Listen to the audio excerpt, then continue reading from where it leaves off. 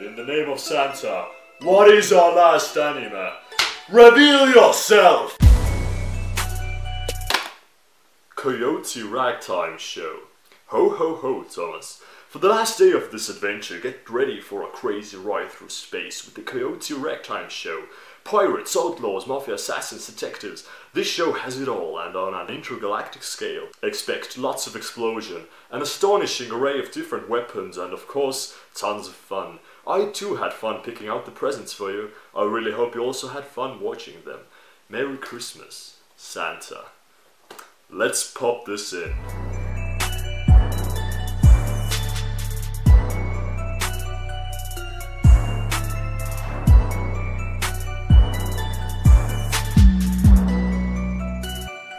Okay, starting from the beginning. So, when I saw that little UFO table logo in the bottom when it started, I knew it was going to look good, but story-wise, I wasn't expecting much. And the first episode delivers. We meet an officer or some kind of an important person who's chasing after a notorious criminal, and she found out that he's probably staying in a prison on a deserted island that's kinda like Dune. And yeah, okay, it wasn't that bad. It was mostly boring, or some places didn't make much sense, like why she didn't just shoot him at the end of the episode if she could have, instead waited for a minute and then went away. But there was still some kind of a flow to the story, so it was watchable. Starting from the second episode until the ending, it became completely atrocious. First of all, I know that anime doesn't have to follow logic, come on. A guy made of rubber, some dudes shooting chakra out of their hands, who cares, it's fun. But if you put the people in a setting where physics are supposed to apply, then you can't go fucking with it. And those little things that just don't seem right start piling on. Like a guy jumping from a building, going into pretty much free fall, then a freaking spaceship, probably at the speed of sound, coming and grabbing him up, and he should be smooshed, not rescued. But then it becomes like a heist anime where they have to break into a bank and rob everything, and get this. The most secure bank in the universe, the hardest to ever break into, has a failsafe that when a disaster happens, like an explosion in the core, it sends all of its contents, aka money, to the roof where there is no protection and no guards. This is the kind of logic that we're dealing with here. Out of the 12 days, this has been hands down the worst I've seen. And the music, the goddamn no, not music in the plural sense. I mean, the one soundtrack that just plays every time there's action. It starts becoming so freaking annoying because it's like a royalty-free music. It's basic. There's nothing interesting in it. It doesn't have layers. It's just this upbeat action tempo. It's below the level of the free music that you can get from YouTube. And the whole feel, the whole aesthetic of the show feels cheap because they're in the future. They have spaceship, they have futuristic machines, but still most of the tech seems like from the 20th century. But in some places where they actually are like, oh, let's innovate. It's... Our main character, Mr. Couldn't think of a better name for a space pirate, could you? Mr.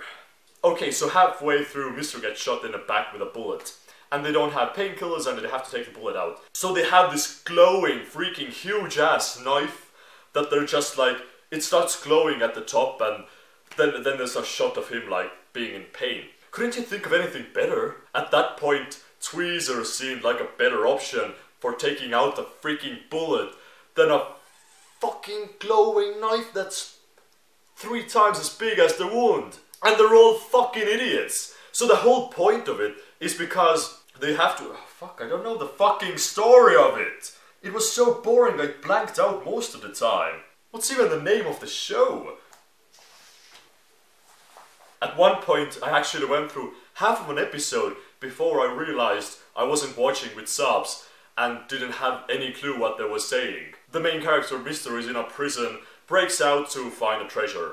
That's all. That's all. And then some galactic trouble, I don't know. It's just that when the first episode was watchable, the rest became literally painful. There are full episodes where they're just talking between crewmates, but not actually anything interesting. It's like filler dialogue. And then they try to make stuff interesting with action and battles and gunfights, but There's no fucking point to them. I don't care about the characters. They can die, but they won't. You know what's gonna happen. It doesn't have any twists in there. But there are two good things that I found about it. First of all, the English dub is pretty good. The voice actors do a great job. And the ending, the ending animation, the claymation part, looks cool. So it gets a 3 out of 10.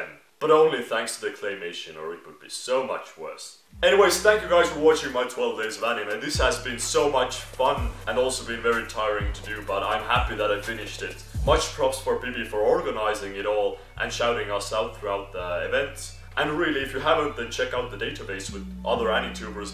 I've met a lot of cool people this year, like Otakus for Life, Sea Tactics, Cell, Viosna, Litakino Anime Corner, Sushi Snobs, Perman, and so many other people. I honestly can't wait for next year, but I can, and I will, and I hope it doesn't come very soon, because I don't want to do this again.